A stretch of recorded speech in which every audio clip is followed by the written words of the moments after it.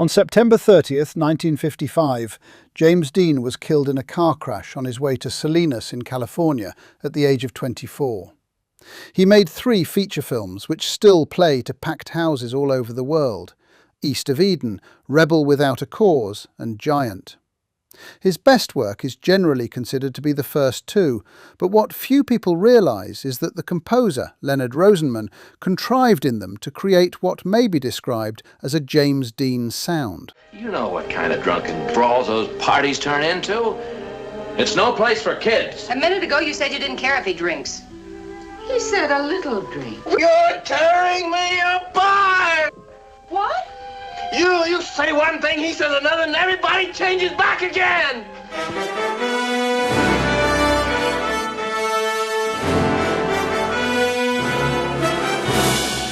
This sound was a major significance in respect of Hollywood film industry, for it advanced a process which had been gathering momentum since the early 50s, the gradual loosening of the 19th century romantic stronghold.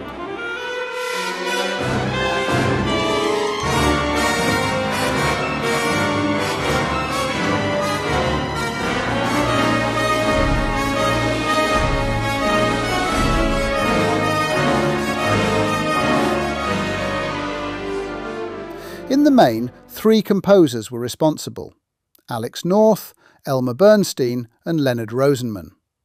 Their approach was not totally without precedent. Some of the music David Raksin was writing in the 1940s was idiomatically more advanced than that of his colleagues, and his score for Abraham Polonsky's Force of Evil in 1949, in particular with its dislocated, elliptical, quasi-expressionist phraseology, anticipates the Rosenman sound.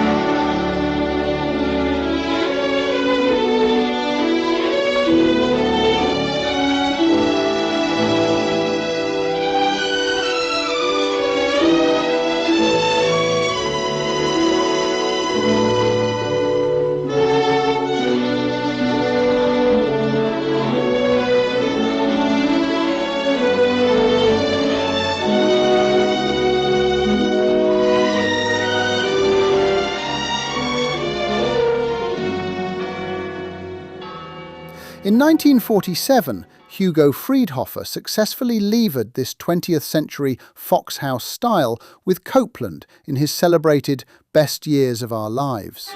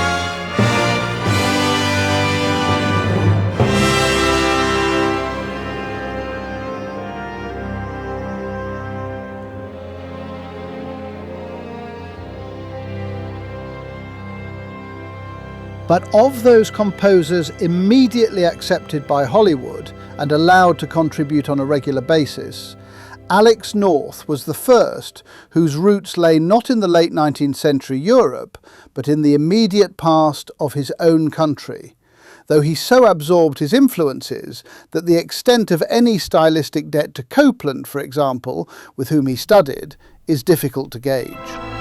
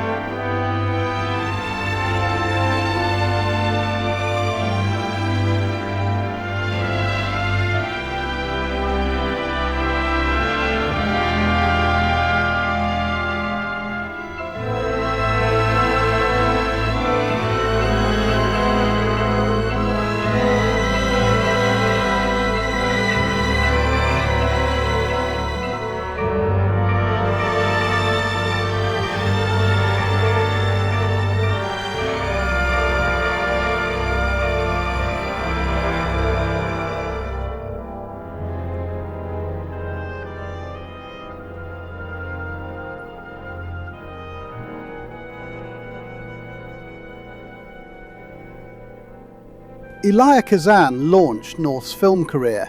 The two had met in 1948 when Arthur Miller asked North to score the Broadway production of Death of a Salesman, which Kazan was directing.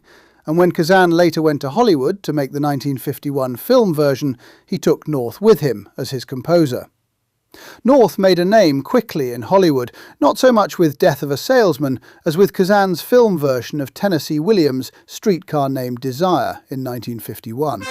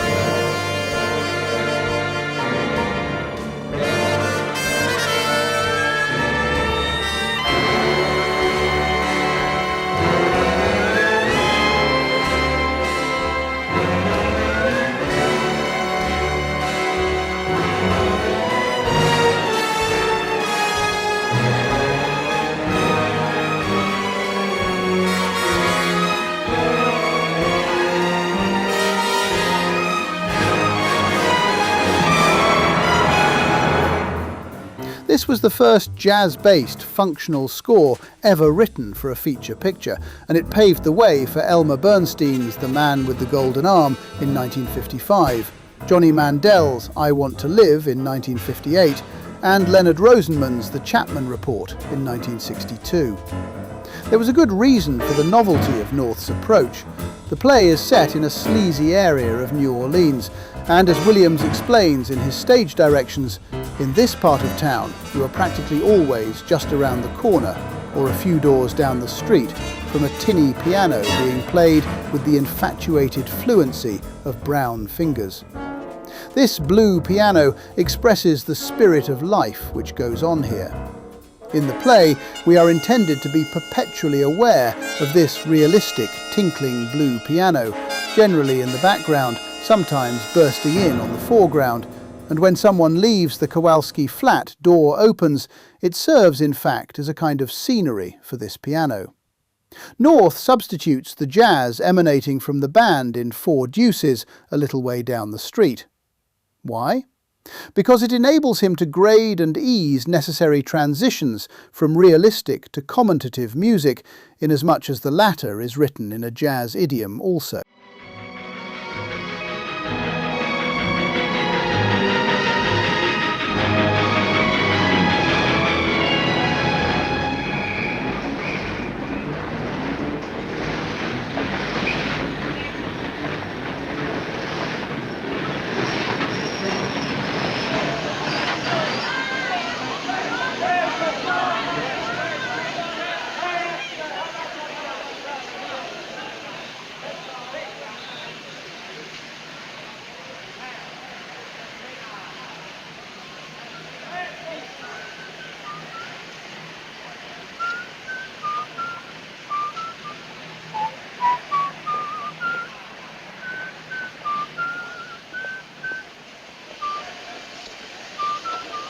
Can I help you, ma'am?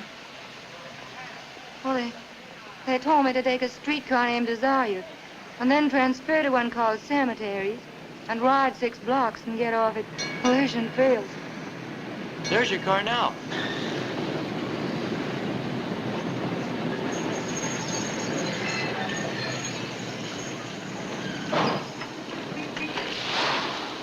Thank you.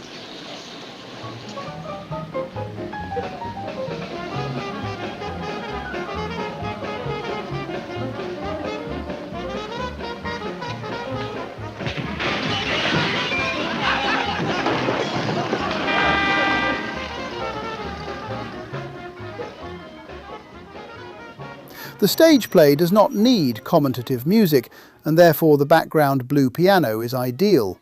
The filmed stage play does need commentative music, to which the piano is not suited, and there must be smoothness in the transitions from one music to the other. The jazz band is a happy solution. Sometimes a scene which starts with realistic jazz ends with a commentative jazz. The necessary instrumental modifications, chiefly the addition of emotive strings, being made with subtlety and taste, and always within the jazz context. Sometimes even a piece of realistic jazz actually does duty to the commentative music, as in the wearily nostalgic blues being played in the Four Deuces after the poker game has ended in violence and uproar, and Stanley, bitterly ashamed of himself, emerges from the bathroom, dripping wet and racked with sobs.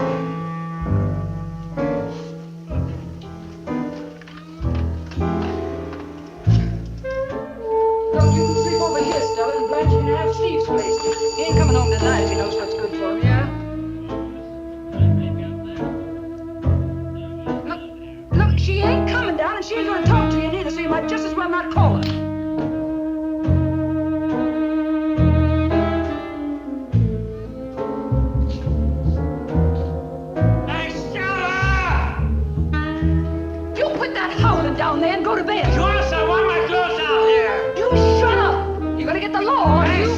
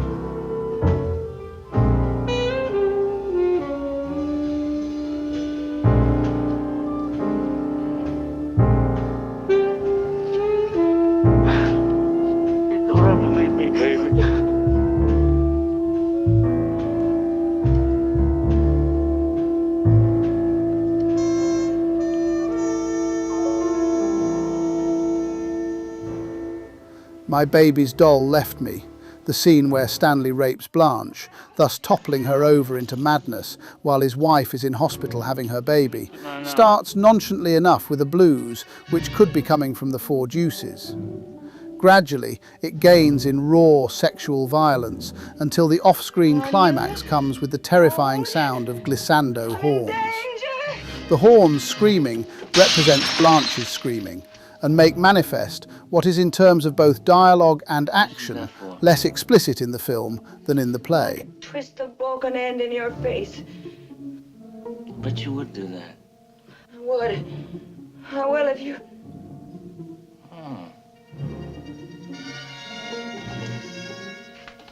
Wanna have a little rough house, huh? All right, let's have a little rough house.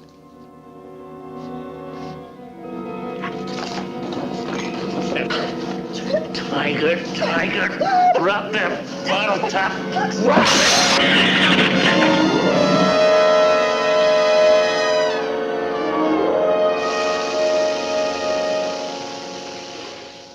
The finale, which ends on a note of happiness and triumph, was criticised by the writer-composer Frank Lewin in his film Music Notes, whose estimate of the score was otherwise favourable.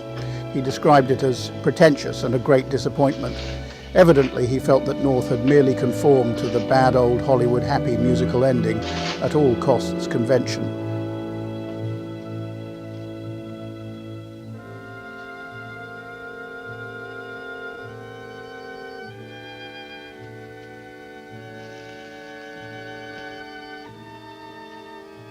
Whoever you are, I've always depended on the kindness of strangers.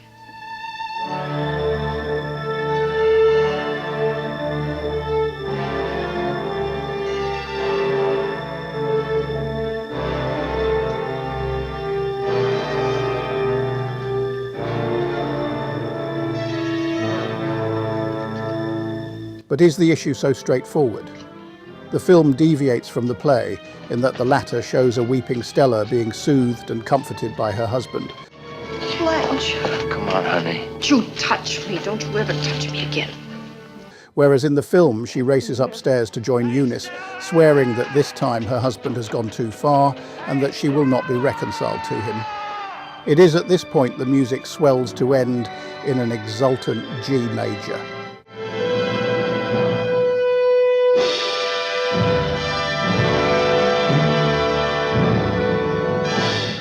Does this imply that life will go on as before and that despite his grief-crazed vehemence, Stella will very soon be back in her husband's arms?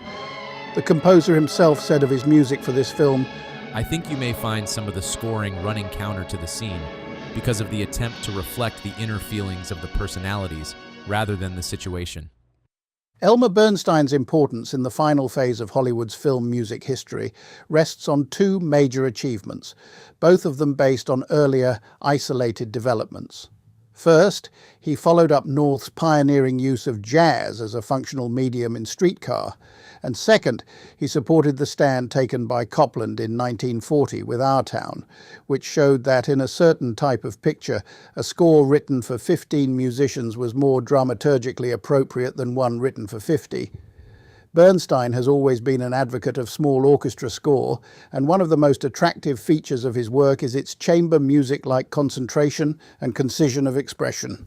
He is, in fact, essentially a miniaturist whose warm lyrical gift makes the greatest impact for being discreetly exercised.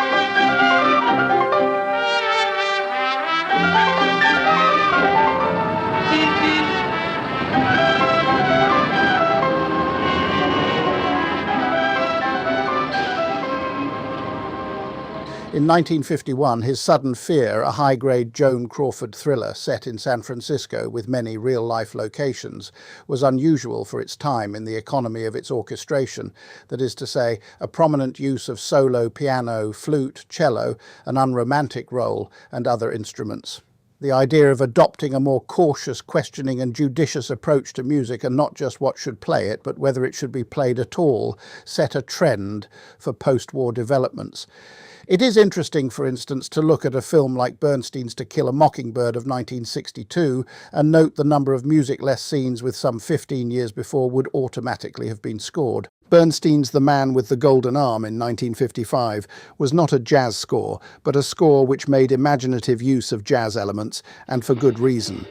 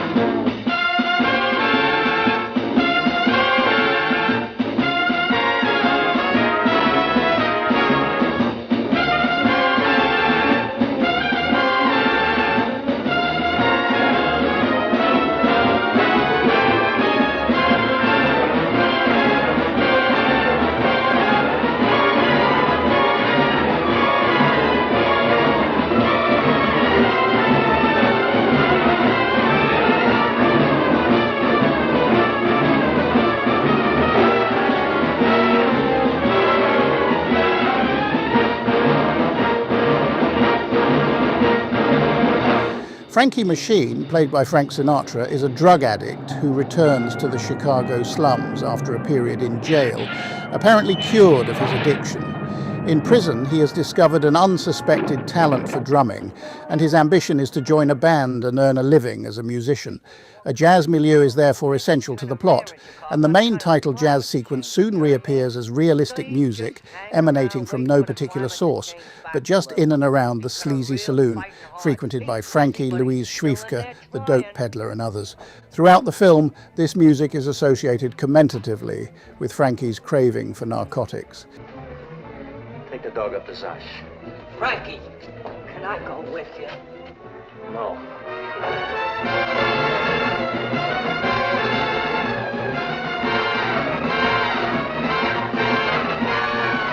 Each time he feels the need for a fix, the music sets in, telling us first of his struggle against temptation.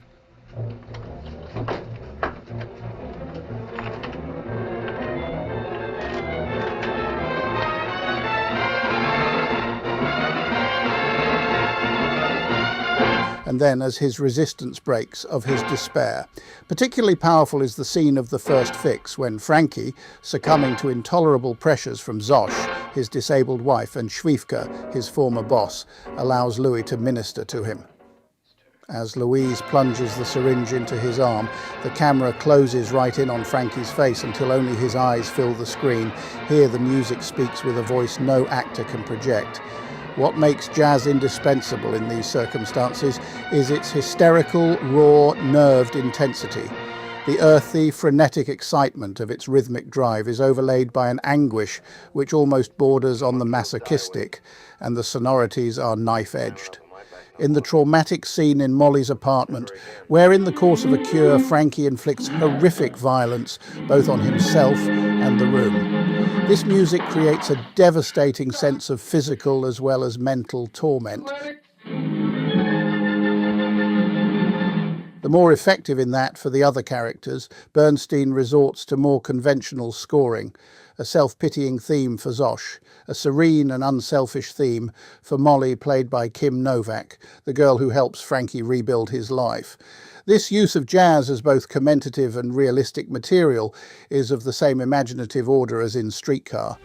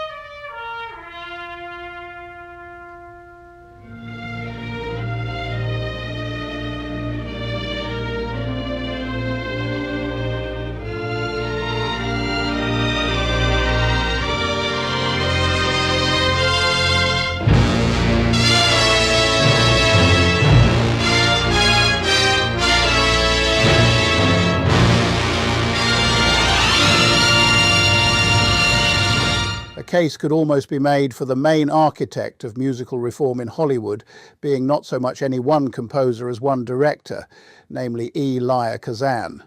As we know, Kazan had north come to Hollywood to write Streetcar, but he also allowed himself to be persuaded by James Dean that Leonard Rosenman, a friend of Dean in his New York days, was the right composer for East of Eden. It is unlikely that Dean could have understood much or anything about Rosenman's advanced concert music, but interestingly, he must have intuitively recognized that it was the right kind of music for him. In both this film and Rebel Without a Cause, Dean plays severely disturbed adolescents reaching out and agitating for love, understanding and security. The films mark the beginnings of the teenagery of the 50s. They were studies in adolescence rebellion and the reasons behind it, so it was appropriate that their musical scores should have been symbols of revolt in themselves. Revolts against the still prevailing romantic temper of Hollywood film music. Nothing resembling East of Eden had been heard on a Hollywood soundtrack before, and the result is that this sound is always associated first and foremost with Dean. Rosenman unwittingly gave Dean a musical identity, and it may be that something of Rosenman's personal knowledge of Dean's sensibility and temperament seeped into these scores and helped to make them sound authentic. Like Herman on Cain, Rosenman was intimately involved with East of Eden from the start. The music was written as the footage was pieced together. Director and composer would confer on those scenes, where music was to be a determining factor, and those scenes would then be shot with the projected music in mind. The composer, even when on location, played his sketches to Kazan each day, and by the time the film had reached a rough cut stage, the music was rough cut too. All that remained was the orchestrating and the recording.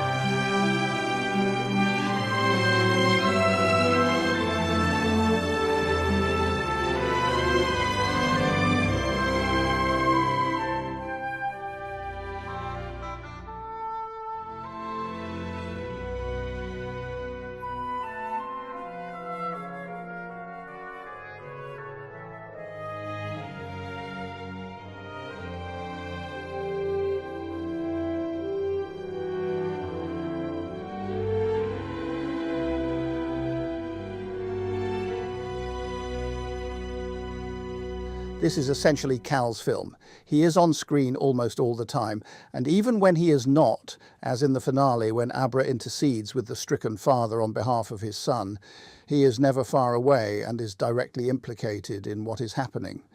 And if the film sees everything and everybody from his vantage point, so also must the music.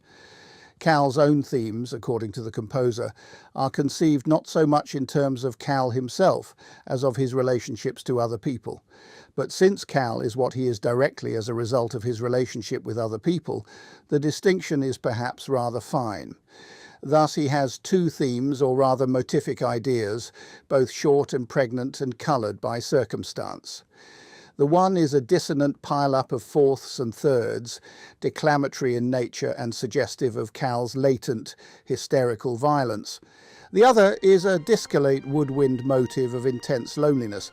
Violence is, of course, psychologically speaking, merely the outward manifestation of loneliness, and because there are two aspects of Cal's character which have a bearing on everything that happens in the film. These two thematic ideas are central to the harmonic and polyphonic thinking of the entire score. Another theme is associated with Cal's father, Adam. Again, according to the composer, not so much Cal's father as he is, but as Cal would like his relationship to be. In fact, the theme does reflect something of Adam's own personality. Objectively viewed, it is plain and austere, but also gentle and even lyrical in a mildly astringent way. Its modal character has the ring of much of Copland's endless prairie music, as in Appalachian Spring and The Tender Land.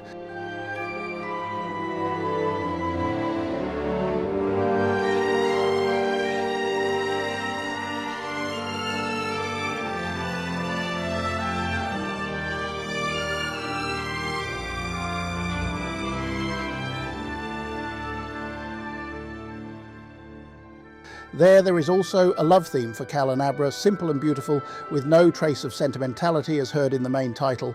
It has an almost folk song-like freshness, but recurs in this form on only two subsequent occasions.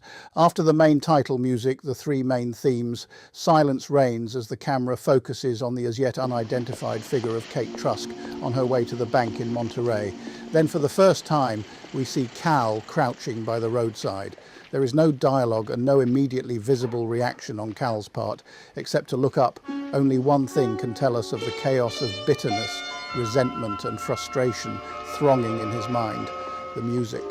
Violence raises its head. It is always the danger signal. In fact, it almost has a fanfare-like quality. It always announces some violent manifestation of Cal's disturbed state of mind. And in this case, the climax is the stone he hurls through Kate Trusk's window.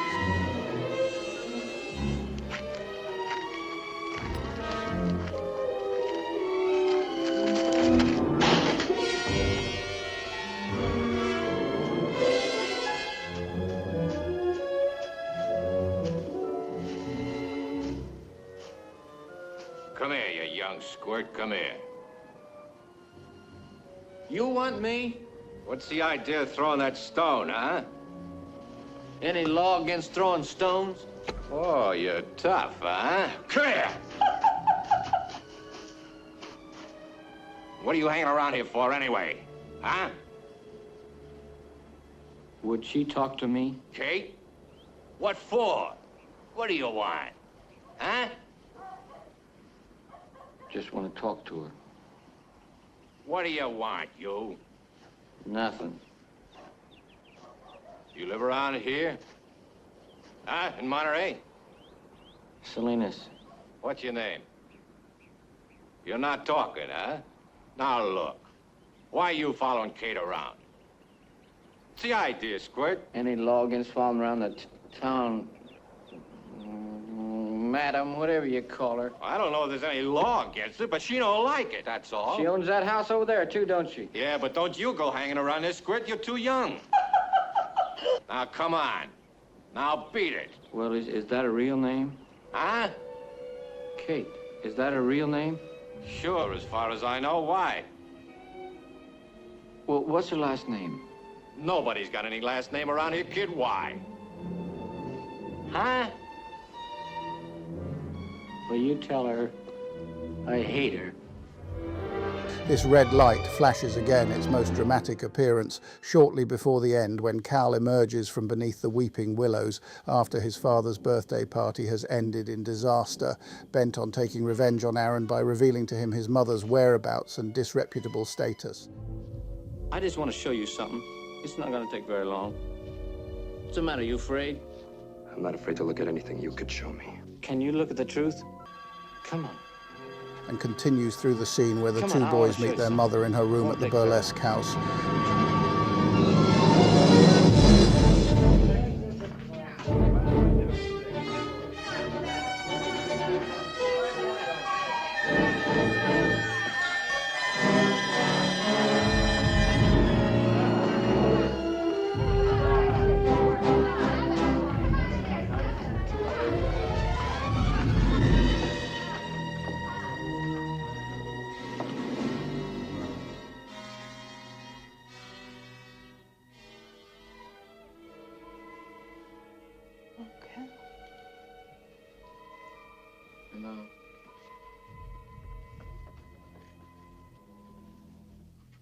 Look at it.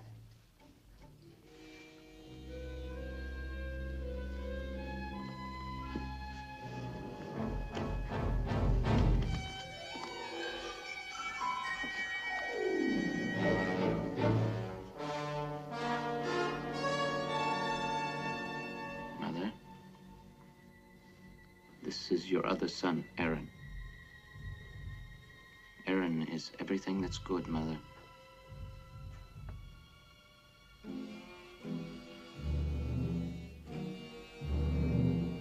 Aaron, say hello to your mother.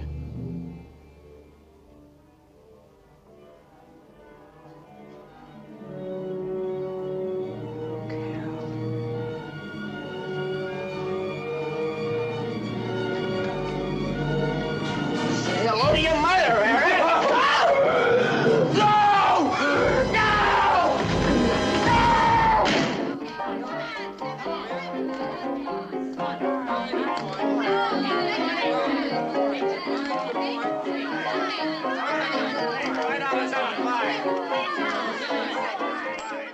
Earlier, when all was insecurity and misunderstanding, Rosenman cast his themes adrift on a sea of indefinite and confusing tonalities, thus complementing in his music what we felt to be happening on the screen. The final music starts when Cal and Abram enter Adam's sick room and throw out the nurse. The conflicts are gradually resolved. The tone of the music is austere, classical perhaps in its dignified beauty. Magically, the breakthrough between Cal and his father, as Adam asks his son to get rid of the detestable nurse, is marked by a soft, upward harp glissando. The music's natural culmination, the point towards which all its tensions and relaxations have been aspiring, is carefully graded to the recurrence of the love theme in its pristine, guileless C major. As in the titles, it is almost upon this note, but not quite, that the picture ends. For the last word is actually had by the fanfare-like danger motif. But this, though still dissonant, is now so firmly enveloped in the C major diatonic stability of the love theme that its aggressive demeanour is annulled, and it simply adds a touch of fire and exaltation to the apotheosis.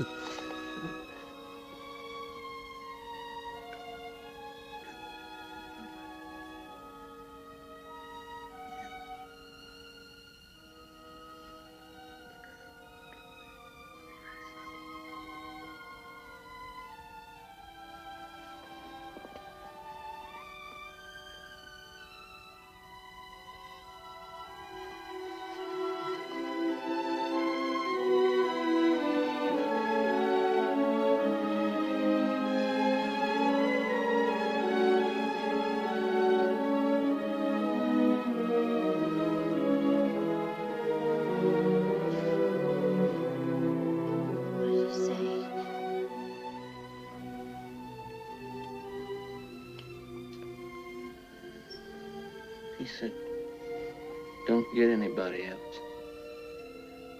He said, you stay with me. You take care of me. Oh.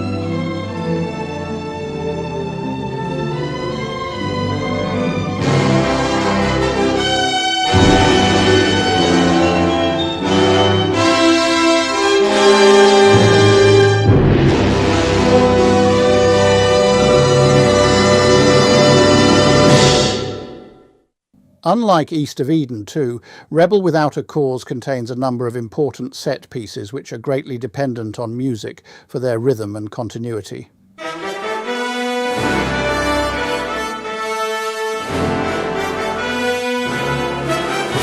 The Warner Brothers shield comes up over aerial shots of Los Angeles at night.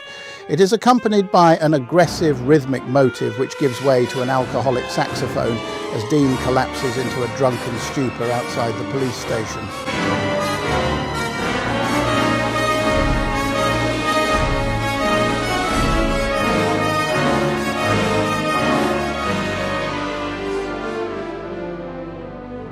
Most of the movie takes place at night, and the score is a kind of symphonic nocturne. The main title now comes up to the two main themes which represents Jim's relations with the world. The second is a glorious melody which represents Jim as he really is, not the violent and embittered young tearaway the world thinks he is. This theme is mainly used to characterize the love which develops between Jim and Judy, played by Natalie Wood.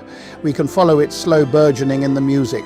The first time we hear it after the credits is in the police station, where the three juvenile protagonists are assembled, all for different infractions of the law, and all still unknown to one another.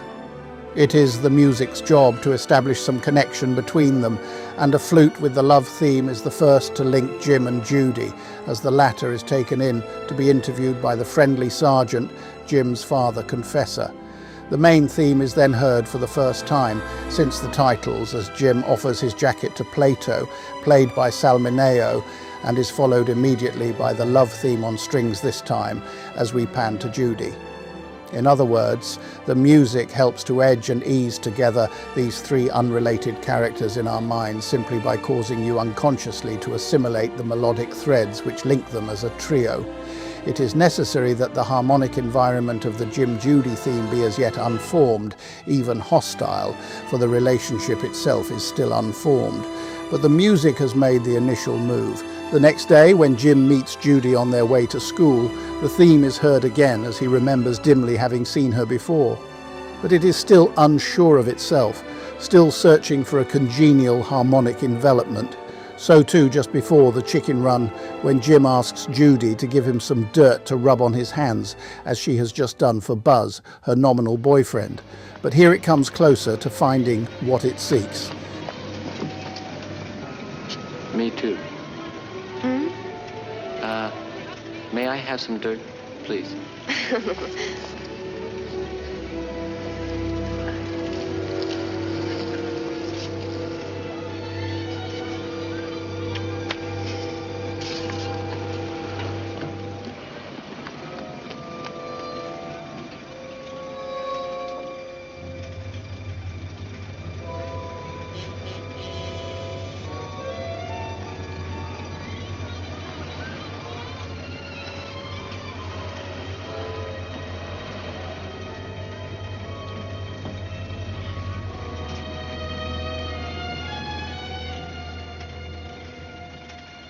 Hit your lights!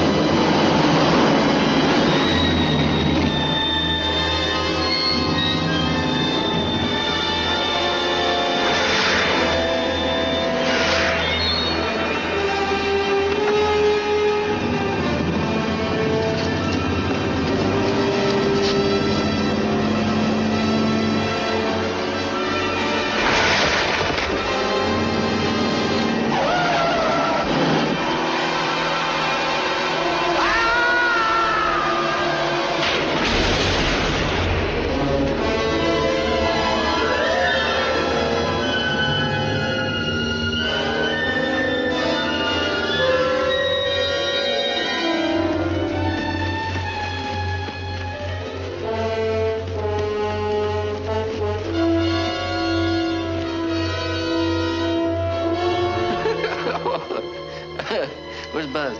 Down there.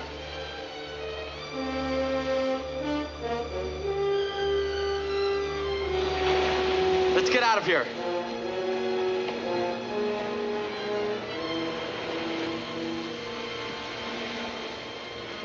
Down there. Down there, Buzz!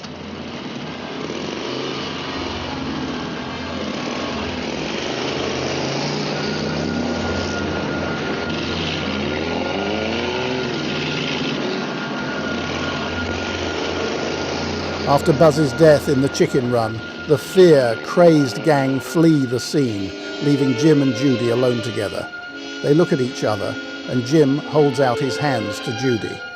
The theme sounds clearly on strings this time. No conflicting harmony or counterpoint. No harmony or counterpoint at all, but obviously searching, questioning, appealing. As her hand touches his, the long-awaited climax is reached, and the love theme is at last arrayed in the harmony which reveals it in its essential warmth and beauty. Now it has found it, it is never going to lose it. The first of the big set pieces is the planetarium scene. The main theme immediately establishes Jim's sympathy for lonely, neurotic young Plato, but is soon caught up in the stampede of students into the lecture theatre. Curiously, the music's function here is twofold. It begins by observing not the reactions or behaviour of the student audience during the demonstration, but rather the demonstration itself reflecting the eternal rhythm of the stars and constellations. The climax is a vivid representation of the destruction of planet Earth in a burst of blue gas and flame. And here the music both matches the fictional cataclysm and intensifies the terror it strikes into the impressionable Plato. Will rot and divide, and the seas will turn warmer. The last of us search the heavens and stand amazed, for the stars will still be there, moving through their ancient rhythms. The familiar constellations that illuminate our night will seem as they have always seemed, eternal, unchanged, and little moved by the shortness of time between our planet's birth and its demise. Orion, the hunter, one of Ptolemy's constellations and the most brilliant in the heavens, divided by the equator into two nearly equal portions. What? Just below the belt is situated the celebrated... I was just thinking that once you've been up there, you know you've been someplace. Gemini, the twin, of which Castor and Pollux are the two most important stars, are almost equal in brilliancy. Cancer, the crab, containing a large, loose cluster of stars called the Praesepe, or the beehive. Hey, I'm a crab. Cancer is the northern limit of places on the Earth where the sun can be vertically overhead. Taurus, the bull, an extremely ancient constellation. Moo. That's real funny. A comedian, Buzz. Yeah, he's cute. But he's real rough, too. I bet he fights cows. Afterward raised to the heavens by Jupiter. Sagittarius and Aries, consisting of 8. Hey, you shouldn't monkey with him. He's a wheel. Who? So is she. It's hard to make friends with these guys. I don't want to make friends. Long after we have gone. And while the flash of our beginning has not yet traveled the light years into distance, has not yet been seen by planets deep within the other galaxies, we will disappear into the blackness of the space from which we came, destroyed as we began in a burst of gas and fire.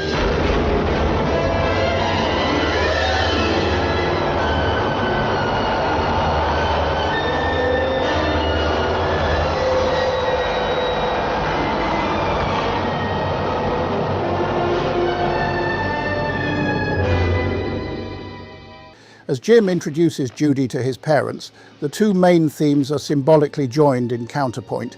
The music dissonant last word, however, dismisses any idea of a conventional happy ending. It ensures that the taste of tragedy and all that it implies is left like brine upon the lips. This has been a problem picture about real people, and the problems are still there waiting to be solved. Dad, this is Judy. She's my friend.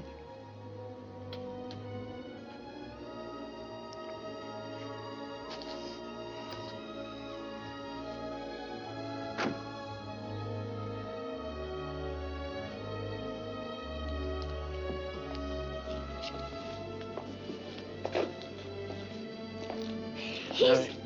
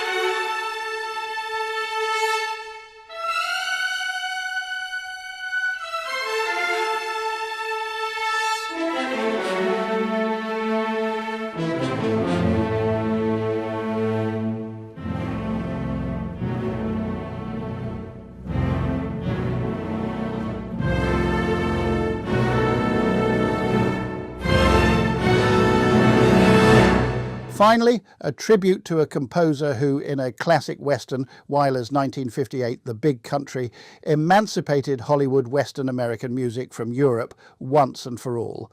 Jerome Moross was born in Brooklyn in 1913 and graduated from New York University in 1932.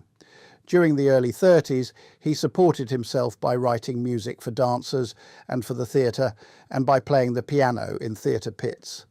Through Oscar Levant, he came to know Gershwin, whose Porgy and Bess was, at that time in 1936, nearing the end of its New York run. Gershwin suggested that Moross should take over the piano in the pit and go out with the show for a 6-week tour. When plans were finalised for the West Coast production, he was engaged as pianist and assistant conductor, and in 1940 he came to Hollywood to try and establish himself as a composer for films. He failed.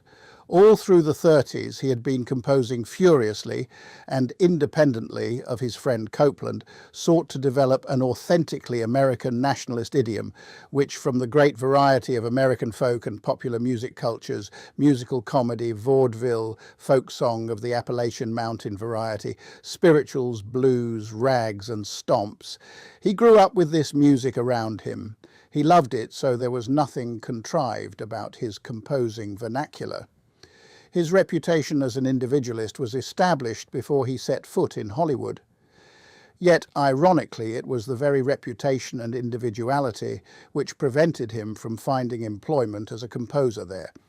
The supposedly radical nature of his style placed him in the Carnegie Hall category, and nobody dared engage him to do an original score. Yet, ironically again, when in 1940 Copeland, a bona fide Carnegie composer, was brought out to Hollywood by Sam Wood to score Our Town, time pressed as always, and an orchestrator was needed. Moross was offered the job. At least he could not do no harm there. He accepted and made, in a sense, a fatal mistake, for he found himself pegged down in Hollywood hierarchy as an orchestrator.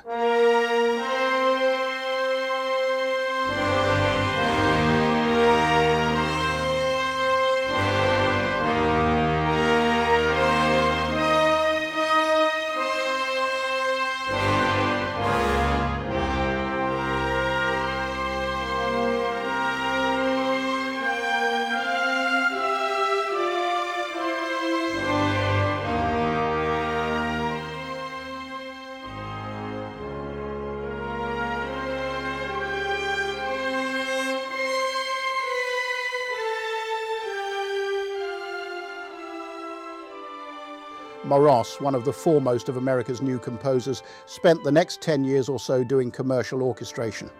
His credits included Friedhofer's Best Years of Our Lives. I suspect he never wanted desperately to become a Hollywood composer. He was not a careerist. He wanted to spend his life writing music, not for money or fame, but for the sheer joy of doing it. He valued the movies because they offered him the means to earn a living and practice his technique at the same time. But he never truly committed himself, never became a full-time resident of California. I commuted when I needed money, he told me, and eventually gave up films altogether. He felt he had other work to do, and up to the end was shuttling back and forth between different projects, theatrical and non-theatrical. However, in early days it was at least an achievement to be able to give up orchestrating other people's film scores and compose his own. The first was a quickie made in New York entitled Close Up. Others included Captive City in 1952, the ballet The Little Mermaid based on music by Liszt in the Frank Loesser Danny Kaye musical Hans Christian Andersen in 1952, one-third of Cinerama Seven Wonders of the World in 1955, and Samuel Goldwyn Jr.'s Proud Rebel in 1957. Then came 1958 and The Big Country. The Big Country is the score of a lifetime in the sense that it was the score Moross had been waiting a lifetime to write. The very first bars of the title, one of the most electrifying in film music, are inspired. I pressed the composer for an explanation. I was shown the film before I saw the script, and I remember that as it opened with the horses and stagecoach hurtling across the Great Plains, I had the feeling of going back more than 21 years to the first time I had seen the West. I traveled by bus from Chicago to Los Angeles, and as we hit the plains, I got so excited that I stopped off in Albuquerque, at that time a small town of about 35,000 people. The next day I got to the edge of the town and then walked out onto the flat land with a marvelous feeling of being alone in the vastness with the mountains cutting off the horizon. When I came to do the main title of the film, I set down the string figure and opening theme almost without thinking about them.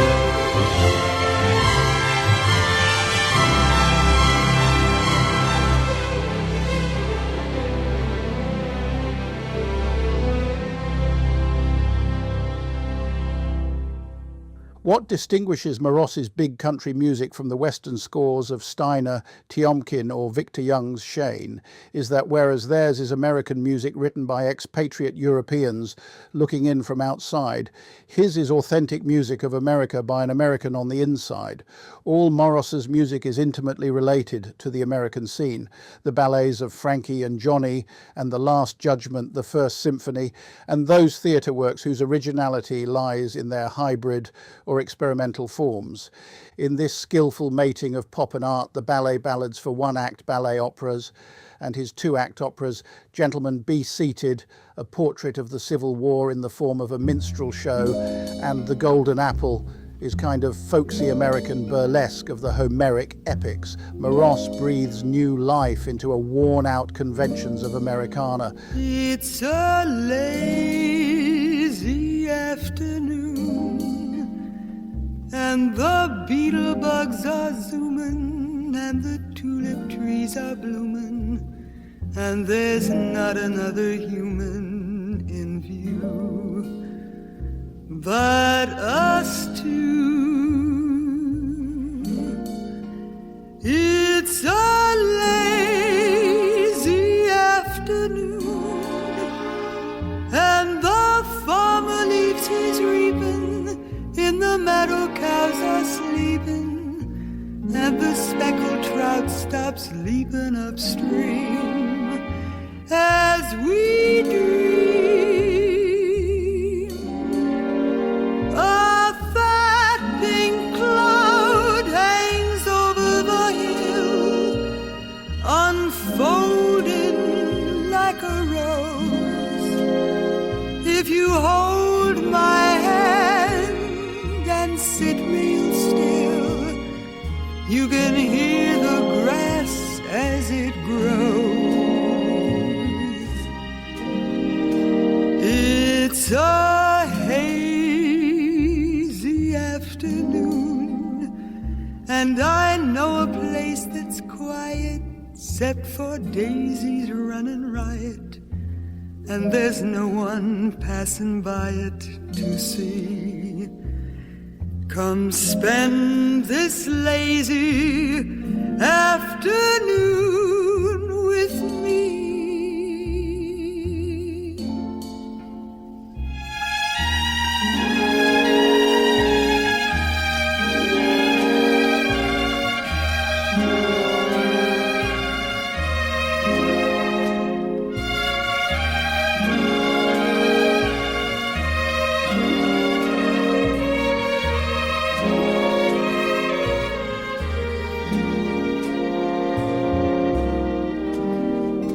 It's a hazy afternoon, and I know a place that's quiet, except for daisies running riot, and there's no one passing by it to see.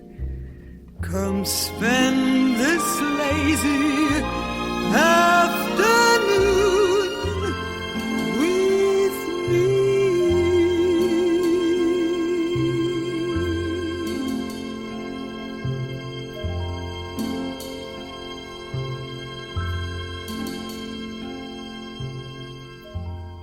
The basic elements of Americana are those employed by the old European Guard. Only the frame of reference has been changed to secure not only keen-appointed orchestral sonorities, but above all else a much stronger emphasis on rhythm. These rhythms, sturdy, muscular, rugged,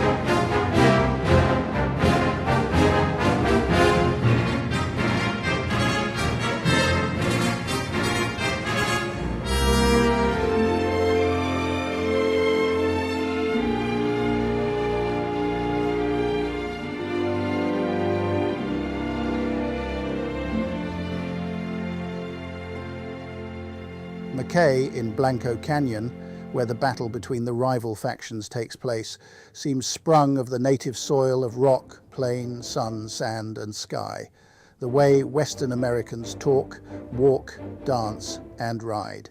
Moross's musical language, its tunes, its chords, its rhythms, its structure is basically very simple. It is also personal to Moross. Few bars identify it because it is so felt, so meant, so spontaneously melodic, because its substance is so distinguished. It can do things, take liberties and be basic. For example, repeating phrases or sentences ad infinitum, which in other contexts would sound simplistic or crude. It is a remarkable 20th century achievement. The big country music has a plainness that not only supports the drama, but adds gritty authenticity to the film as a whole, and in its own right offers a sequence of sound impressions of the grandeur and beauty of the big country, much enhanced by the CinemaScope screen.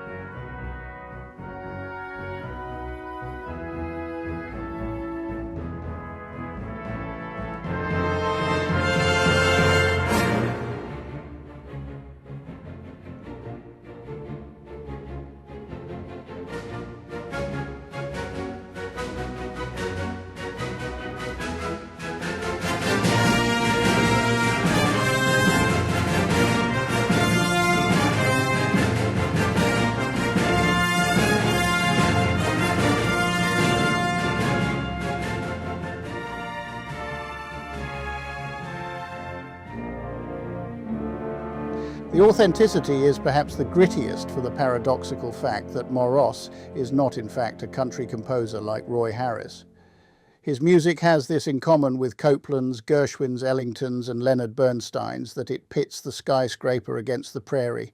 It is essentially town music, city music, written by composers born and bred in the metropolis. Even when they sing of the country, as in The Big Country, they are always homesick for the city, hence the needle-sharp perspective we see most clearly when we view from a distance, and also the nostalgia, which is quite different from that voiced by, say, Tiomkin in Red River or Night Passage. Tiomkin's is nostalgia for a never, never land, voiced by a Russian in exile in America, the nostalgia of the wandering Jew with nowhere to wander. Moross's nostalgia for urban America, voiced by an urban American in rural America. He finds the urban isolation of the skyscraper reflected in the empty spaces of the prairie. It is a kind of nostalgia, so personal and so American, that it cannot adapt itself successfully to many varieties of film. So soaked is it in American urban and related folk cultures. But it does have identity, a quality not lavished so indiscriminately among composers that we can afford to neglect those who possess it in the way we neglected Moross. The Big Country revolutionized the scoring of westerns. There could be no going back to the old way, and the blaze of magnificent of Elmer Bernstein westerns, the Magnificent Seven, Sons of Katie Elder, True Grit, the Comancheros, are a musical debt repaid with interest. Moross's place in film music history is assured thanks to The Big Country.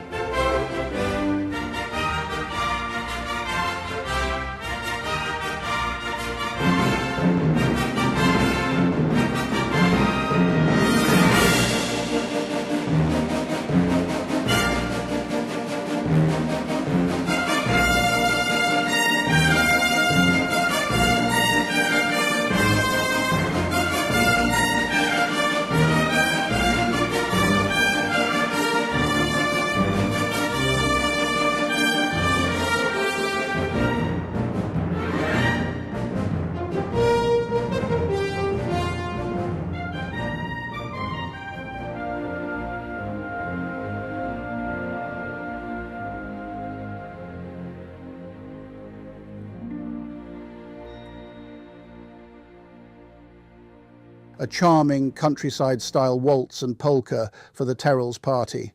Clearly, Moross loves writing in this vein.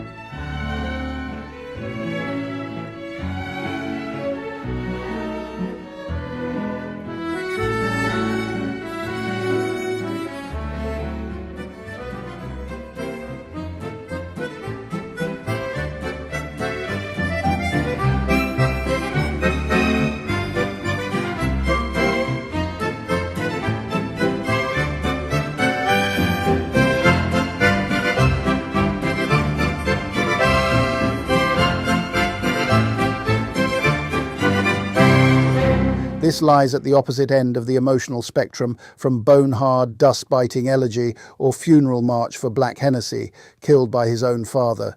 And a sequence of great dramatic force is the slow, lumbering rhythmic phase which reiterates itself over and over, ever gaining in volume, weight and intensity, as Major Terrell, played by Charles Bickford, and Rufus Hennessy, played by Burl Ives, approach from opposite ends of the sand-white canyon for the climactic confrontation which finally dissolves the feud between them. As long ago as 1936, Copeland wrote an article lauding the then 26-year-old composer as one of the most gifted of the rising generation, and commented on the quality of sheer physicalness to be found in his work. The effect it produces is uniformly tonic. Moross's music for whatever medium is a triumph, a vindication of his own credo.